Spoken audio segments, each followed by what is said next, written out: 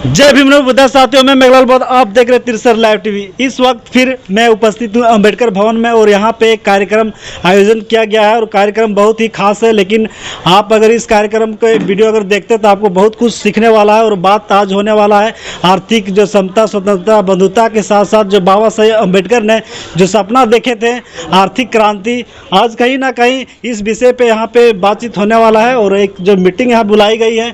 आइए सबसे पहले यहाँ से जो पदाधिकारीगण है उनसे जानना चाहेंगे कि आज का जो बैठक जो है सो किस उद्देश्य पर रखा गया। सर, सबसे पहले हमारे तिरसर लाइव टीवी में आपका हार्दिक स्वागत है। सभी आपके श्रोताओं को और देखने वालों को मेरा जय भीम नमो बुद्धाय।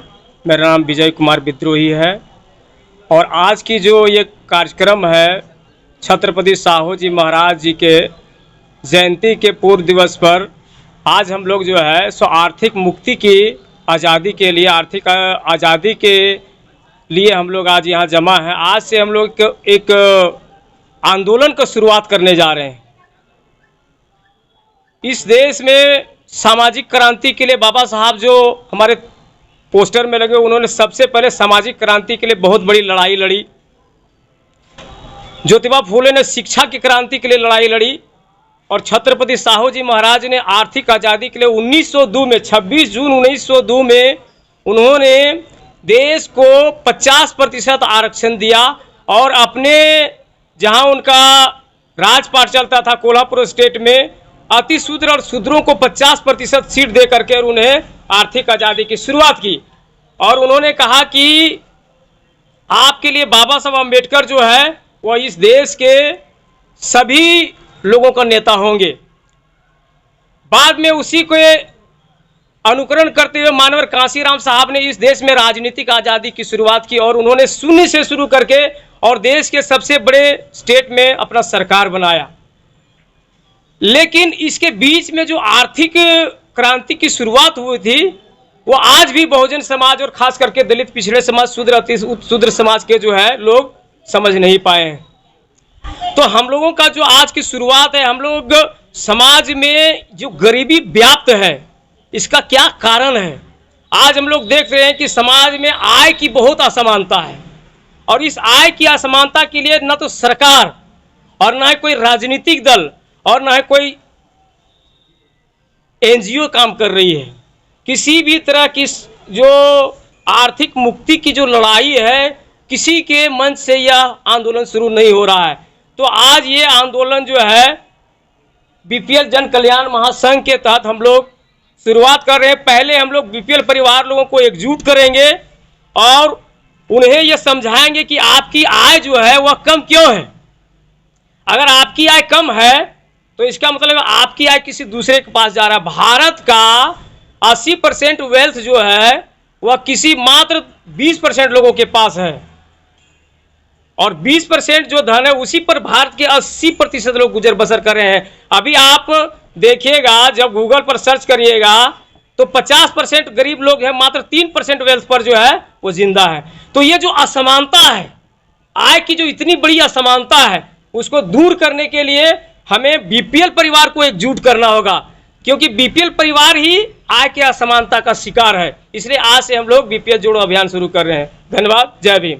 चलिए, धन्यवाद सर। जो बीपीएल बिलो पॉवर्टी लाइन जो इस जो गवर्नमेंट की ओर से जो एपीएल और बीपीएल जो चलाया जा रहा है उसी में से एक बीपीएल महासंघ का एक यहाँ पे बैठक किया जा रहा है। लेकिन सर आप बताइए, बहुजन समाज जो सो आर्थिक संबंधित कब समझेंगे? क्योंकि हमेशा जो अंधविश्वास, पाखंडवाद में ही अक्सर उन लोग पैसा, धन दौलत बर्बाद करता है, लेकिन आर्थिक की ओर कभी नहीं इसमें सोचा है। इससे क्या कहना? देखिए, भारत में छत्रपति साहू जी महाराज आरक्षण के जनक कहे जाते हैं और सबसे पहले उन्होंने ही इस देश के जो वंचित समाज थे, शूद्र समाज था, उनके लिए वो जब राजा बने थे, जब अपनी रियासत का मालिक बने, तो उन्होंने देखा कि मेरे शासन काल में जितने भी जो सरकारी पद हैं सेना में या फिर मंत्रिमंडल में, वो सारे पदों पर 99% लोग ब्राह्मण लोग का भी हैं। तो छत्रपति साहू जी स्वयं कुर्मी थे और पिछड़ी जाति से आते थे। उन्होंने देखा कि मैं राजा किस काम का, मेरे राजा होते हुए भी मेरे काज में जितने भी जो सरकारी पद हैं उस पर ब्राह्मण काबिज है, और हमारी जो लोग हैं पिछड़े समाज के, दलित समाज के जो लोग हैं वो दर दर ठोकर खाने के लिए मजबूर हैं। तो उन्होंने कहा कि अगर मैं राजा हूं तो मैं एक नया नियम बनाऊंगा, और उन्होंने पहली बार पूरे भारत के अंदर कोई भी रियासत, कोई भी राज्य में ऐसा कानून पहले बिल्कुल ही नहीं था, लेकिन छत्रपति साहू जी ने पहली बार अपने रियासत में, अपने शासनकाल में, अपने राज्य के अथी में 50% शूद्रों के लिए रिजर्वेशन लागू किया। और इसलिए लागू किया कि जिनकी हालत बहुत खराब है वो रिजर्वेशन के आधार पर नौकरी चाकरी में आएंगे, शासन सत्ता में भागीदारी लेंगे तो इनका हालत सुधरेगा। लेकिन आज भी इतने दिन बीत जाने के बाद देश आज़ाद हुआ, फिर जो है संविधान बना, संविधान में बराबरी का हक मिल गया, सारी चीज़ें मिल गई, लेकिन आज भी जो है गैर बराबरी की हालत बनी हुई है। चाहे आर्थिक गैर बराबरी हो, सामाजिक गैर बराबरी हो, या जिस तरह की भी बातें हो वो बनी हुई है।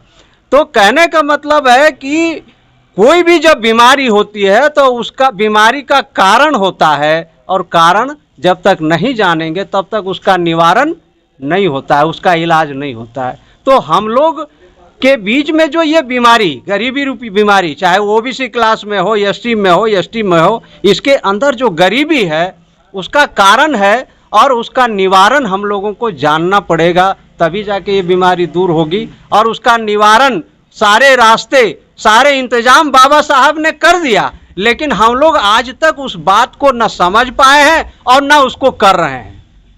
समस्या यहीं पर है। जिस दिन हम बाबा साहब की बातों को समझ जाएंगे, उन्होंने जो रास्ता दिखाया, उन सारी बाबा साहब ने कहा कि भारत में जब तक मनुवाद जिंदा है, यानी मनुवादी व्यवस्था जब तक यहाँ बरकरार है, किसी की भी राजपाट आ जाए, किसी का भी शासन सत्ता आ जाए, ये जो व्यवस्था है ये बदलाव होने वाला नहीं है। इसलिए राजनीतिक सत्ता बाद में, पहले सामाजिक परिवर्तन होना चाहिए। आप पूरी दुनिया में देखिएगा कि जो सत्ता चलता है वो समूह से चलता है। तो समूह निर्माण करने के लिए यहाँ तो पहले जातियों का समूह है, फिर जो है वर्गों का समूह है, फिर जो है धार्मिक समूह है।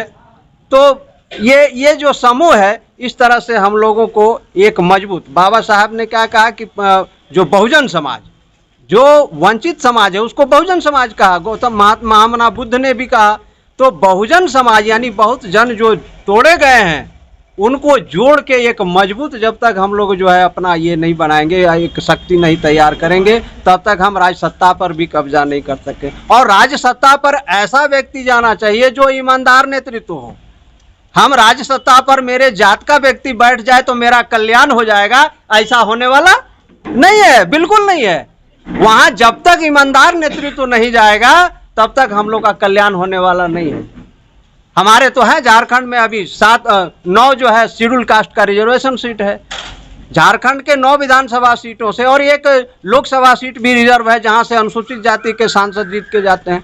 लेकिन कभी हम लोगों ने विधानसभा में या लोकसभा में हम लोग अनुसूचित जाति की जो समस्या है इसके संबंध में आवाज उठाते हुए इन लोगों को नहीं देखते हैं। भले मेरे जात का विधायक जीत के गया हो, सांसद जीत के गया हो, लेकिन ये लोग हमारी आवाज नहीं उठाते हैं। इसलिए हम लोग को इसका भी ध्यान रखना होगा कि हमारा ईमानदार नेतृत्व जीत के जाना चाहिए राज सत्ता में, और हम लोग को सामाजिक रूप से इसकी तैयारी करना चाहिए, जागृति पैदा करना चाहिए। और मनुवादी व्यवस्था, जो बाबा साहब ने कहा था कि जब तक मनुवादी व्यवस्था यानी सारी चीज़ों का जड़ वही है, चाहे आर्थिक विषमता हो, चाहे सामाजिक विषमता हो, वो सारे चीज़ों का जड़ जो है मनुवादी व्यवस्था है। इसलिए हमको मनुवादी व्यवस्था को बिल्कुल समाप्त करके, जो भारतीय संविधान में बाबा साहब अम्बेडकर ने समतामूलक समाज का निर्माण जो बात किया है, उसकी व्यवस्था के लिए हम लोग तैयारी नहीं करेंगे, उसकी स्थापना नहीं करेंगे, तब तक हम लोग के समस्या का निदान होने वाला नहीं है। इसी के साथ सभी साथियों को जय भीम, नमो बुद्धाय। धन्यवाद सर। इस विषय में काफ़ी महत्वपूर्ण आज का जो ये बीपीएल जन जोड़ो अभियान, आर्थिक आज़ादी का जन आंदोलन जो शुरुआत किया गया है, बहुत ही सराहनीय काम है। और साथ ही साथ जो बाबा साहब अम्बेडकर ने कहा है कि राजनीतिक परिवर्तन हो चाहे ना हो, लेकिन सामाजिक परिवर्तन होते रहना चाहिए। आप इस विषय में क्या सोचते हैं, हमारे कमेंट बॉक्स में अवश्य प्रतिक्रिया दें। जय भीम, नमो बुद्धाय।